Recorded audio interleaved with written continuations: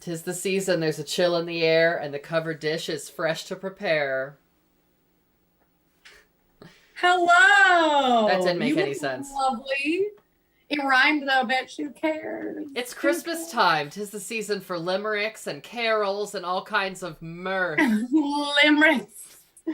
Christmas magic, as Linda Belcher says. Could be wine or rum or beer or schnapps. How are you, girl? Or schnapps. Who's ready for some schnapps? Everyone is always ready for schnapps. Mm. Cheers, happy Tuesday. Cheers, Not too caffeine-free wine. Diet Love Coke, to see because it. I'm a functioning lady in her 30s on the internet. We love to see it. hmm Tell me about this Daphne Scooby-Doo vibe tonight. I love it. I'm serving you Heather's cutest little co-ed on campus. Girl, I have to tell you, this is partly because you tasked me last week. Oh yes, I tasked gave me. you a challenge. You did. I would say an invitation. You gave me an invitation. I was about to say I didn't give you a challenge. Look at you. Look at you. It's not a challenge. So the It was a challenge. gift. It was a gift to all of you viewers at home. The challenge was to make cardigans sexy, and Mama, I Give us decided a stand. Have a stand. when I hear makes cardigans sexy, what I hear is pull out every hot nerdy girl trick in the book, right? Oh yeah. So Wait, are you gonna remove your glasses? oh no, these stay on. They're part of the look. They're part of the moment. Oh, you mean like one of those makeover movies from the 90s Yes, where yes, it's like yes. I'm hot now. But no, here's the secret. She was hot the whole time because Yes. they hired some 16-year-old starlet. Yes. But this Oh, all I the love that 16-year-old length starlets were and- busy, so you're stuck with me.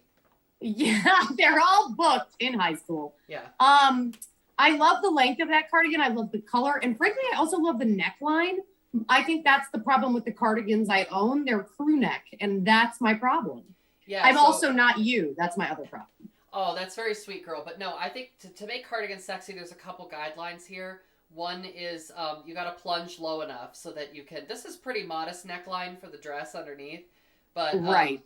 if you want to plunge, you could. You know what I'm saying? You could serve a little extra Cleveland if you wanted to. I like a jewel tone. I feel like with the white head, this white satin headband was the only headband I have from like 10 years ago. But I actually kind of think it makes me think of like the movie Heathers. Yes, very much. Yes. So, you know, kind of odd color choices from the 80s, jewel tones, very 80s. But the other thing that I think makes it kind of sexy is the crop length.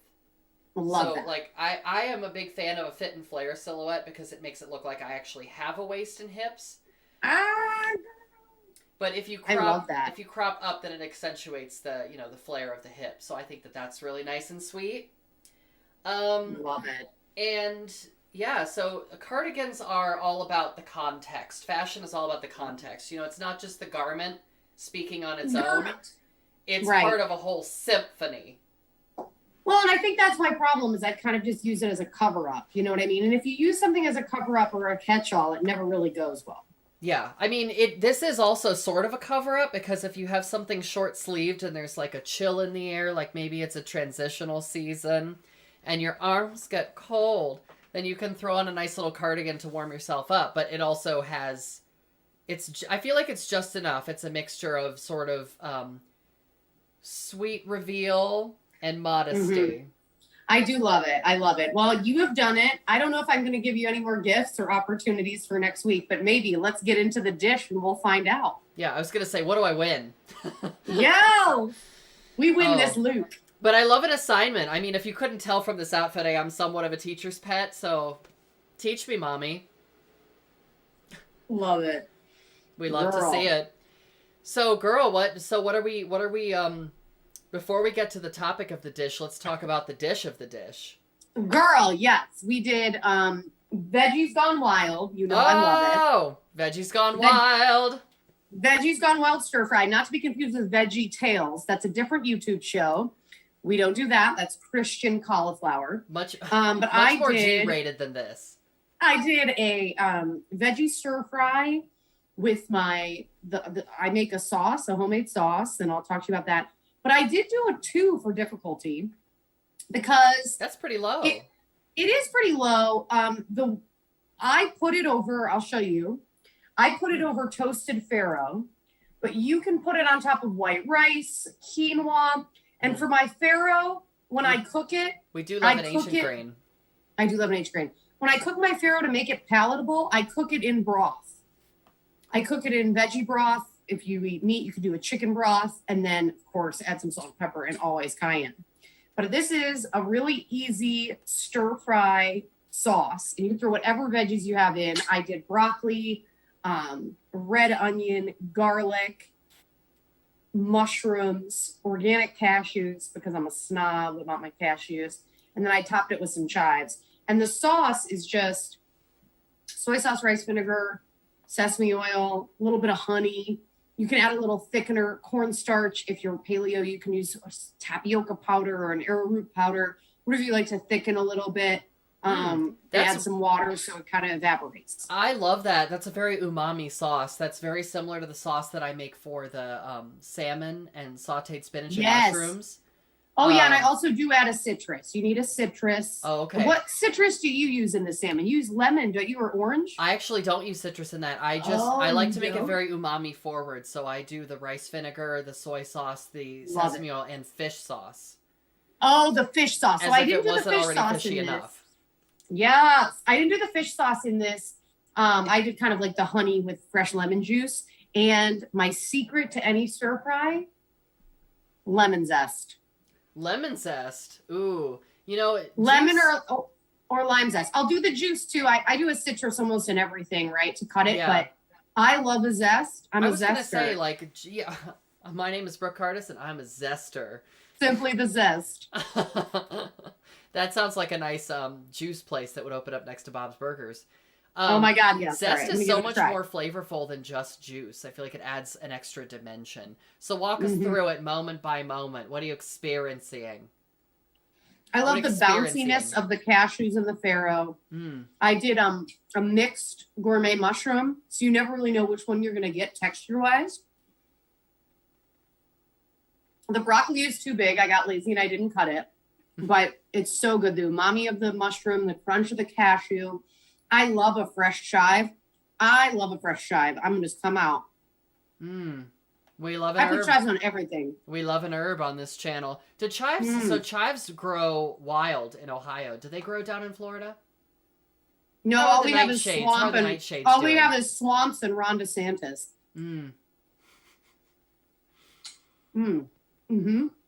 That's unfortunate. Well, it looks so good. But I love stir fry. Yeah. Because you can just, whatever's in your house is what goes in it. You know? Yeah. And that's a good holiday tie-in, because after the holidays, when you have bought so many groceries, you've hosted for people, sometimes you got to just throw together whatever's left. You got to use it up. When you're so that's like stage 3. Stage 1 is you've done all the hosting. Stage 2 is you've eaten all the leftovers, and stage 3 is now what? And you get sick of the leftovers, so then you're like, fuck it, we're gonna. You surely do. Some of the leftovers go bad because you can't finish them all. You know, like people who needs a whole ham. People who traveled out of town, like they made some stuff, and they're like, "Can I leave this with you?" And you're like, "Sure." And then your refrigerator's overflowing, and I always feel guilty about wasting food. So. Girl, on that note, why don't we get into the trauma? Why don't we get into the drama and the trauma of holidays and planning holidays with people? Not just partners, planning holidays with people. Because, listen, if I had it my way, dear viewers at home, if I had it my way, I'd wrap myself in a blanket and you'd not see me until January. They'd be lifting me up on Groundhog Day. They'd be like, she's back! And I'd be like, yep, 6 more weeks, people. Buckle down. It's me. They lift me up on Groundhog Day. Girl, what is like your... Cleopatra. I would love that. I would watch that show. Me too, frankly. What is your, like, queer holiday guilty pleasure? You know what I mean? What's like a tradition? Or maybe you don't have one, but you started with your, yourself to take care of yourself around the holidays. I'm so sorry. There's a lot. I'm so sorry. For just 1 second, isn't this very Jinkies? Oh, yes, it is. Yeah, you are like if like Thelma and Daphne had a baby. You longtime viewers will know that I get distracted by myself frequently. You're like, but no, like I feel like there's so much like family inundation and everything's heightened and relationship expectations are heightened, and that's everybody, right? And then on top of it is all the queer shit. Yeah, well, and then is there anything you do to like take care of yourself? Yeah, well, it's funny, some of the self-care things you do on the holidays, you might have different traditions than your partner, and then all of a sudden what you thought was going to be a nice, like, simple, straightforward tradition that you could share ends up being like this discussion, and then it connects to these like long time resentments. And so, like, I'll give you an example. You're a cookie baker, right? Are you a holiday cookie baker? Love to bake cookies on the holidays. But my partner grew up Episcopalian, so like all of the smells and the bells and the tradition, like the high regalia tradition, shows up at all levels, including cookie baking. So like I grew up with Presbyterian agnostics. So my parents were deacons when they were still going to church, and they were going down to the thrift and save and getting discount grape juice and mixing it with water for communion. So that's where I came from. And meanwhile, my partner was growing up in churches drinking, like, I don't know, tawny port for communion, some crazy shit. So he's like, is this a cab? Is this a cab? It's so full-bodied. Oh, yeah. The body of Christ is so full-bodied today. So when I bake cookies, I like to make sugar cutouts with, like, frosting and sprinkles. Yeah. You know, that's if we're not... No frills, delicious. Exactly. Very straightforward. Let's not make a fuss. Like, goes very well with Doritos and Mountain Dew. And when my partner makes... When my partner makes Christmas cookies, he makes these... they're called Lizzie's. And they are very... they're kind of like an oatmeal cluster. But they contain candied fruits and nuts and lots of brown sugar. And they're sort of like a cookie that you would serve in 1918. You know what I mean? Like, is this a cookie or a granola bar? Yes. Yeah, and incidentally goes great with tawny port. But the thing about it is that... Full circle. But the thing about it is that he candies his own cherries. So I'm like, oh, let's bake cookies, and it's like it's an hour and a half commitment. And for him, he's like sitting there with the candy thermometer and the induction heater and like candying which, by the way, I am not trying to knock the candying your own cherries. I definitely benefit from this situation. But I'm just saying, I'm like, I'll see you in 3 days when this all is done. You know what I mean? Like, I got to move on. I got to get to the gift list. I got to get and I'm sure he like anyone gets stressed because it's like a journey. So it's a ton of work. Yeah. You know? And you have to be helpful because the holidays are stressful for everybody. We have all these expectations about what we had for our childhood and try to fulfill our own, like, sense of comfort and nostalgia. And we've all had those freakouts at the holidays where, like, I'm not doing it right. This isn't the way Mama did it. You know what I mean? And people have all these hang-ups. Like, growing up, I never saw a picture of myself I never imagined myself in a wedding gown, right? Oh, girl. Me neither. You know what I mean? So, like, people will be like, oh, do you expect to get married? And it's like, no, but, like, I have Christmas memories. And I'm like, those are the things that you carry. Like, you know what I mean? Like, I think there's expectations about what we want or what we thought about as kids. Yeah. And growing up, like, I always felt out of place with the Catholic Church. I mean, I literally, no joke, because the priests would talk so much about being a sinner and how sinners have AIDS. I went to my mom in 2nd grade crying because I thought I had AIDS. Because I knew something was different about me and I was a sinner. And she had to make a pediatrician appointment because I refused to not believe her and I thought I had AIDS. That's how fucked up the church is. I'm sorry. Like, that's how fucked up it was for me. So don't make us get hot, okay? Don't make us get hot. This is going to be...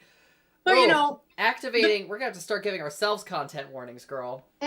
But holidays for me... was one of the only moments I actually found solace in the traditions of the church because they felt very comforting to me. And that was a piece because I loved the glitter and the sparkles and I loved buying gifts for other kids and putting them under a tree. And those are the things I love. And I still love doing all those things. I still love glitter. I still love sparkles. I still love gift giving. All very accurate. I'm a very good gift giver, ask Eileen.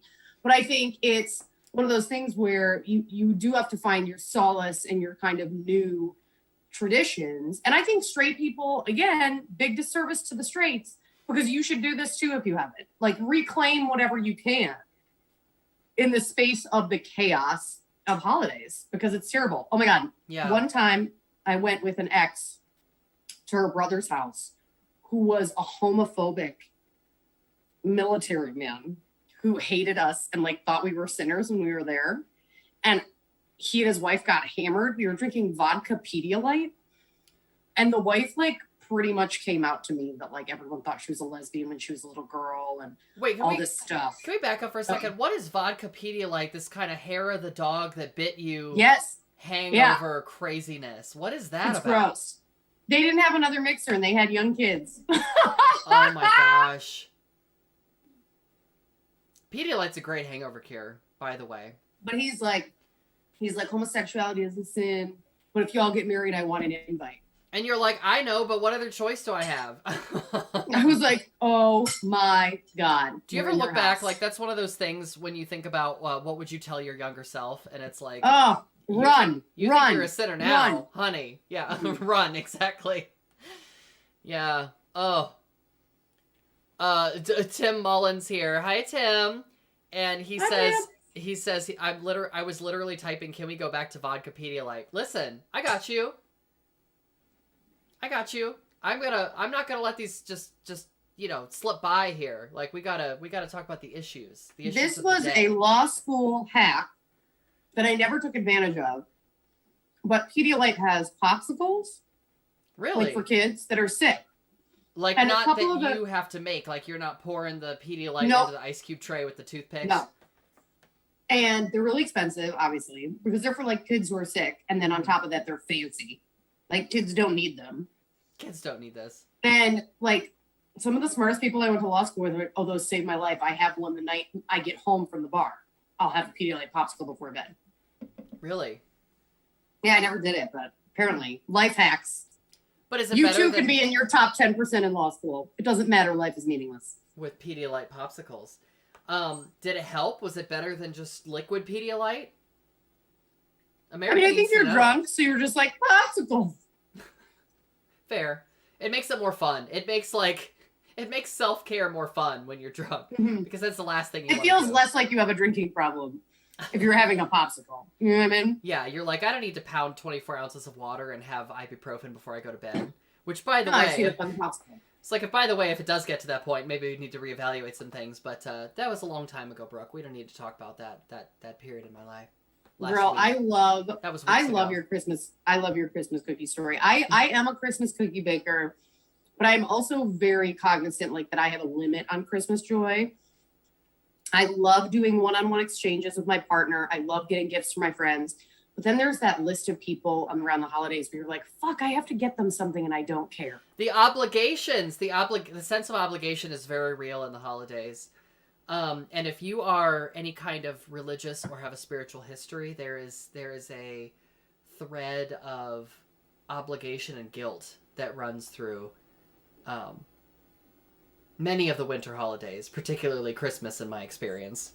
Girl, we need to talk after the dish. Just sorry, readers. Off the clock dish. There's something going on in the universe right now, speaking of the stars and spirituality. So we need to dish on that. We need to track the skies. We need to figure out what's... track the skies, girl. Something's going on. I'm in retrograde. I don't know what's happening. We need to figure out what's in opposition, what's in square with other planets. We need to... Yes.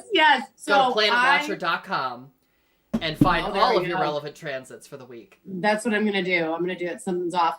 But I love that you keep up the tradition that like makes you happy. And I think that's really beautiful because like I make my grandmother's cookies. Oh, I make my great grandmother's cookies and this is from her ring. So I'm wearing it tonight for her. Oh, that's lovely. Do you know what the stone is?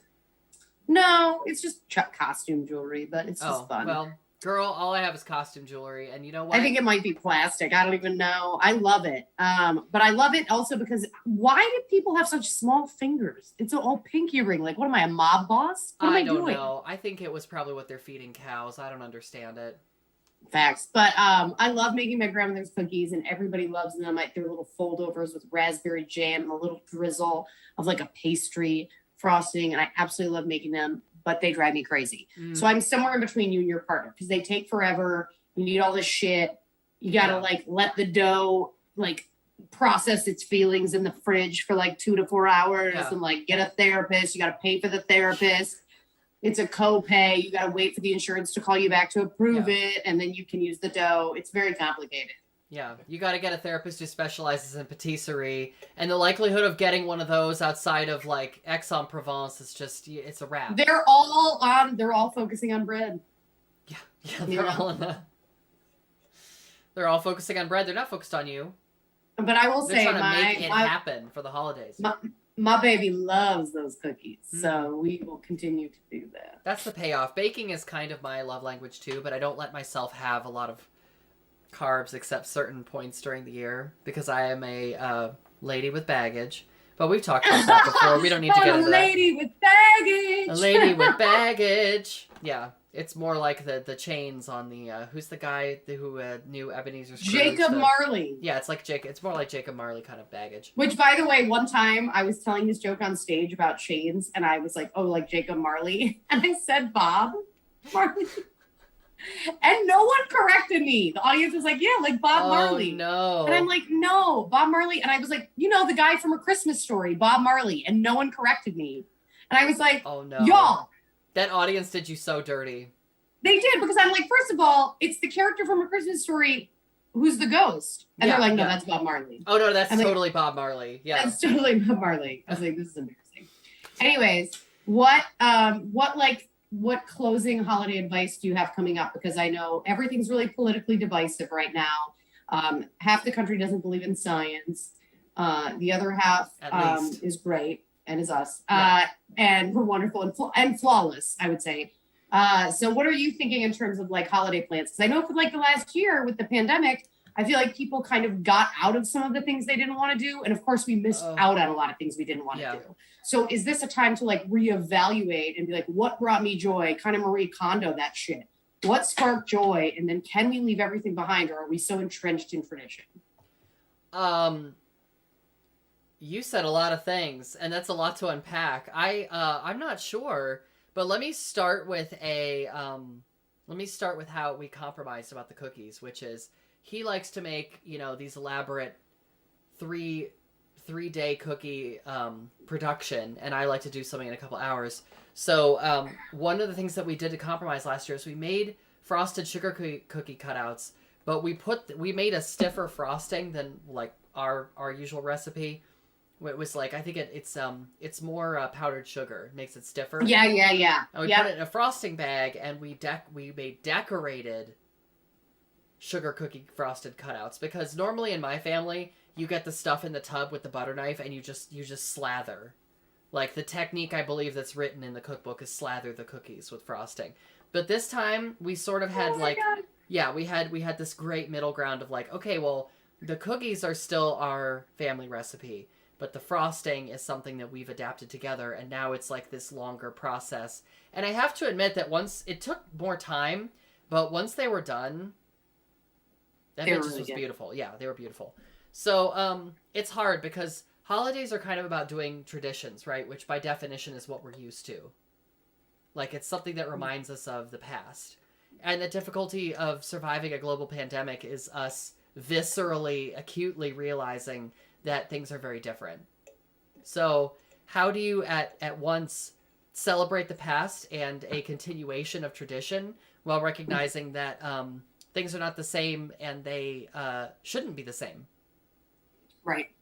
Yeah. So like I'm going to try to look for, I don't know the answer to this yet, girl. We can talk about it we can talk about it later in the year when I've had, a couple more months and it gets colder outside and we're actually like decorating the porch. Then maybe I'll have some answers for you.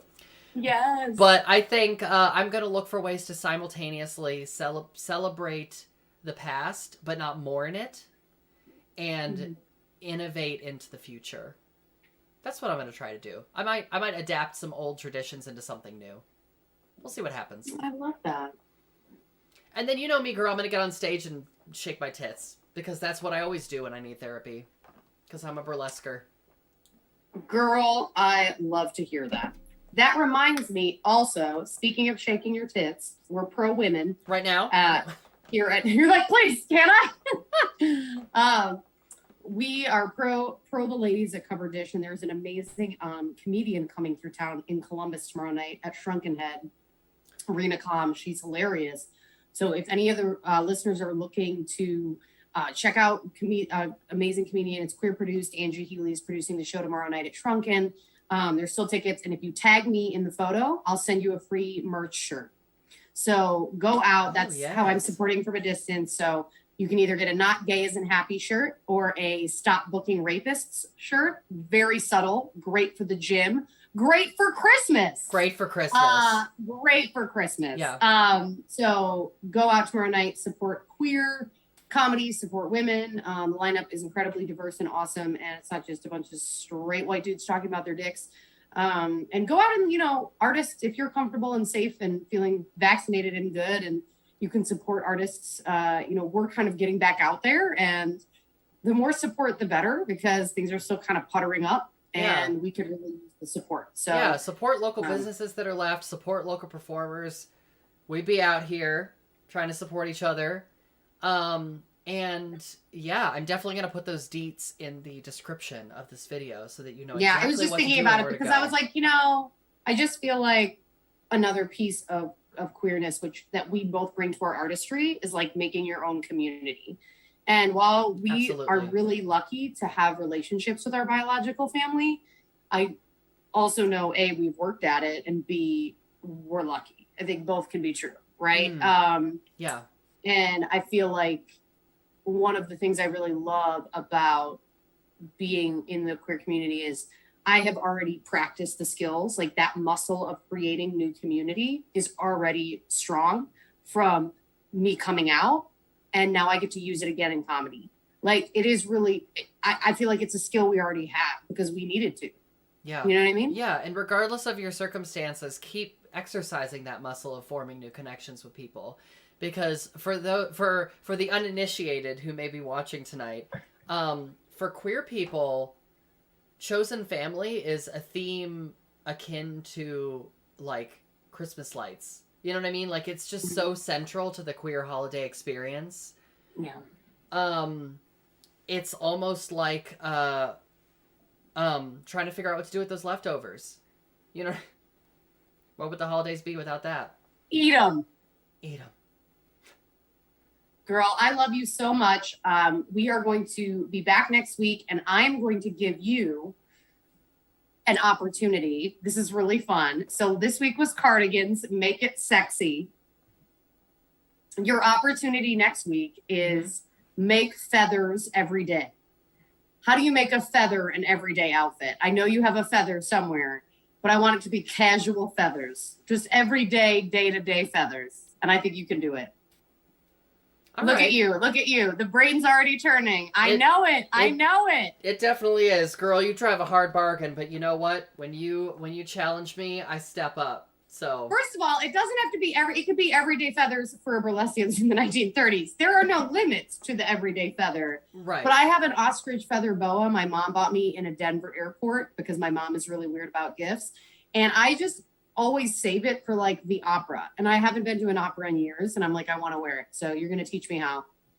Okay. See, I think the challenge for me is the term everyday, because it's I know I can say feather. You can do feather in your sleep. You have a feather on you right now. I probably can't see it, but I bet it's there. It's underneath this wig. Yeah, this whole thing. Yeah. I know it's there, so as you already know, I am Miss Finch from Follow That Bird. So if you just pull all of this off, it's just feathers. Yes. Such a specific and awesomely retro reference. Oh my God, girl, I love you. I love you too. And you know what? With that in mind, I think it is time for us to bid you adieu. Season's greetings. And we'll see you next Tuesday at 7 p.m. for the next covered dish. See you there, honeys. Bye. Bye.